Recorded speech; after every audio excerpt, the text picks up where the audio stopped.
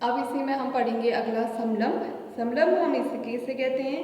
यदि किसी चतुर्भुज की भुजाओं का एक युग्म समान समूह भुजाओं का एक युग्म समांतर हो तो उस चतुर्भुज को हम समलंब कहते हैं। मीन्स मैंने क्या कहा, एक ऐसा चतुर्भुज जिसकी सम्मुख भुजा का एक युग्म समांतर है तो उसे हम समलंब कहेंगे।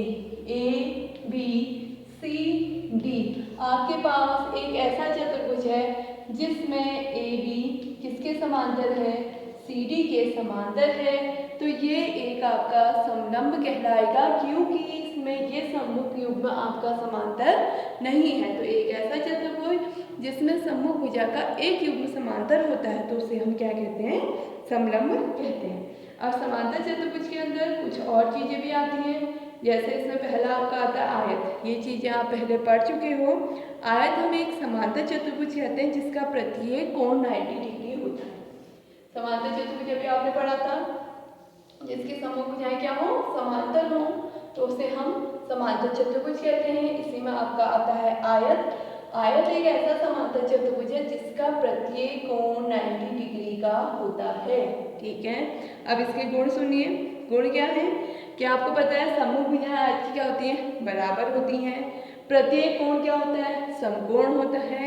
विकर्णों की विकर्ण जो होते हैं इसके वो बराबर होते हैं। AC और BD आपस में क्या होंगे? बराबर होंगे। और चौथा गुणधर्म है विकर्ण एक दूसरे को समद्विभाजित करते हैं। जैसे समांतर चतुर्भुज में था, ऐसे विकर्ण एक दूसरे को क्या करेंगे? समद्विभाजित करते हैं। फिर इसी में वर्ग आता है। वर्ग एक समांतर चतुर्भुज है जिसकी भुजाएं समान हो और प्रत्येक अंतःकोण क्या हो आपका? क्या हो? प्रत्येक अंतःकोण 90 डिग्री का हो।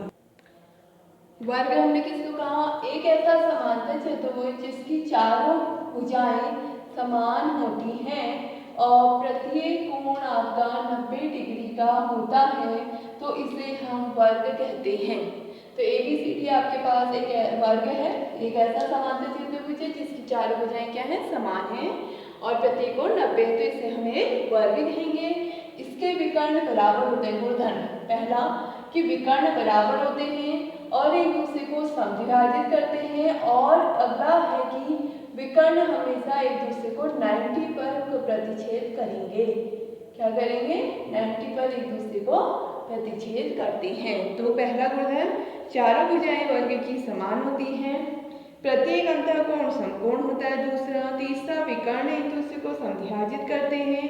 चौथा, विकर्ण क्या होते हैं? एक दूसरे के बराबर होते हैं और विकर्ण एक दूसरे को 90 डिग्री पर समद्विभाजित करते हैं। अब इसी में एक आपका आता है समचतुर्भुज। समचतुर्भुज, समचतुर्भुज किसे कहते हैं? एक ऐसा समांतर चतुर्भुज जिसकी भुजाएं समान होती हैं परंतु अंतःकोण समकोण नहीं होता है।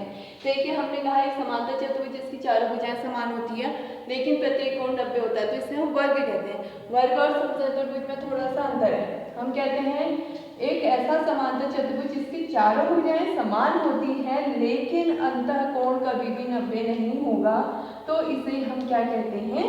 समचतुर्भुज कहते हैं। इसके गुण, पहला तो इसकी चारों भुजाएं क्या होती है? समान होती है। दूसरा, अंतःकोण कभी भी 90 नहीं होंगे। तीसरा गुणधर्म है विकर्ण एक दूसरे को समद्विभाजित करते हैं, एक दूसरे को समद्विभाजित करते हैं लेकिन ये विकर्ण आपस में बराबर नहीं होते हैं। लेकिन ये विकर्ण आपस में बराबर नहीं होते हैं और विकर्णों के बीच में जो अंतःकोण बनता है वो आपको यहाँ भी 90 ही बनेगा। कितना बनेगा? 90 बनेगा। ठीक है, अब हम यहाँ पर एक प्रमेय सिद्ध करेंगे जिसे हम, जैसे हमने त्रिभुजों का योग गुण पढ़ा था, यहाँ इसे कहते हैं चतुर्भुज का योग गुण। तो ध्यान रखिएगा, वीडियो को ध्यान से देखिए कि चतुर्भुज का योग गुण क्या होता है। चतुर्भुज का योग गुण है कि चतुर्भुज के अंतःकोणों का योग 360 डिग्री होता है। तो हमें यहाँ पर एक दिया है चतुर्भुज ABCD जिनके अंतःकोणों का योग हमने 360 सिद्ध करना है। तो इसके लिए हम सबसे पहले रचना करते हैं, कोई भी एक विकर्ण खींच लीजिए, या तो AC या BD। तो हमने A को C से मिलाया, हमने क्या खींचा? विकर्ण AC खींचा। ठीक है, अगला इसके बाद देखिए विकर्ण ने इसी खींचा तो इसने विकर्ण ने इस चतुर्भुज को दो त्रिभुजों में विभाजित कर दिया, ए बी सी और ए डी बी। अब इन कोणों को हम कुछ मान लेते हैं, 1, इसके साथ इसे ले लीजिए 2, इसको ले लिया 3, 4, 5 और ये हो गया आपका 6। ठीक है, इसको ऊपर वाले को 1 ले लीजिए, इसको ले लीजिए 2।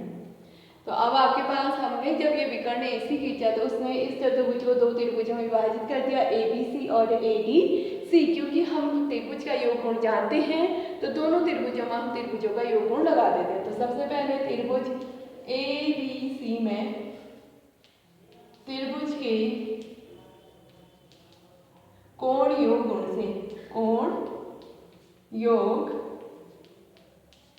गुण से त्रिभुज के तीनों अंतः कोणों का योग कितना होता है, 180, यानी angle 2 plus angle 3 plus angle 4 इस त्रिभुज में आ गया, कितना हो गया 180, इक्वेशन फर्स्ट। अब ऐसे ही त्रिभुज ए सी डी में हमने त्रिभुज के योगकोण से पहले ही लिख लिया है तो अब आप डायरेक्ट लगा सकते हैं, angle 1 plus angle 5 plus angle 6 equal to 180। ठीक है, अब इन दोनों समीकरण को जोड़ दीजिए, equation first plus equation second.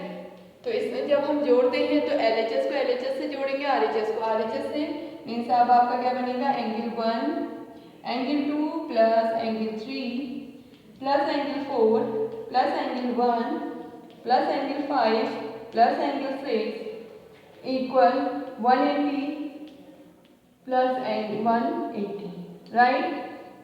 इसके बाद अगला,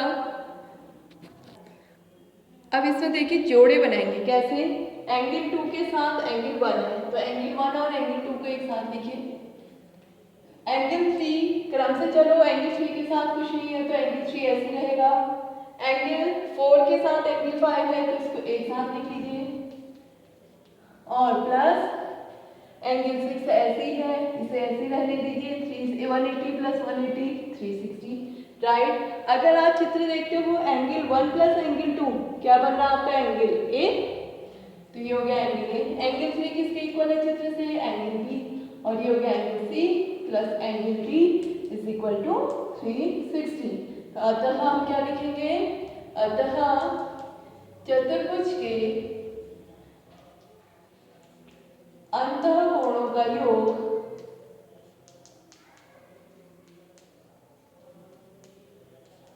का योग 360 डिग्री है।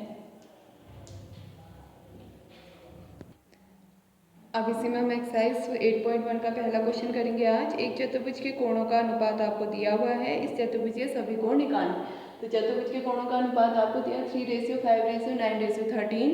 क्योंकि अनुपात को हम सीधे इक्वल नहीं करते हैं तो उसके लिए एक चर राशि को उसके साथ लेके हम बराबर करते हैं। मानो चतुर्भुज के कोण हमने ले लिए 3x, 5x, 9x और 13। तो अब आपको पता है चतुर्भुज के अंतर कोणों का योग कितना होता है, 360 डिग्री होता है। तो इसलिए 4 के 4 अंतर कोणों का योग कितना हो जाएगा, 360 डिग्री, राइट। इनको जोड़िए, 13 + 9 22, 22 + 5 27, 25 + 3 30, x इक्वल टू कितना हो गया 360, राइट। तो x इक्वल टू कितना हो जाएगा 360/30, यानी x का मान आपके पास हो जाएगा 12। आ गया x का मान 12। तो अब हम एक एक करके इसमें से कोण निकालते हैं। तो पहला कोण क्या हो गया, पहला आपके पास था 3x, तो 3 × 12 इक्वल टू कितना हो गया 36 डिग्री। दूसरा कोण कितना है, दूसरा 5 × 12 यानी 60 डिग्री। तीसरा कोण निकालेंगे 9 × 12 करके, और चौथा कोण निकालेंगे 13 × 12 करके, ठीक है। तो अतः चतुर्भुज लास्ट में लिखोगे, अतः चतुर्भुज के चारों कोण क्रमशः ये जो आएंगे आंसर उनको लिख लोगे। तो आज आपने इस वीडियो को देख के इनको समझना है, प्रमेय और इस क्वेश्चन को अपनी कॉपी में इस वीडियो के द्वारा ही हल पूरा करना है, और जो नहीं आएगा मुझसे पूछ लीजिए।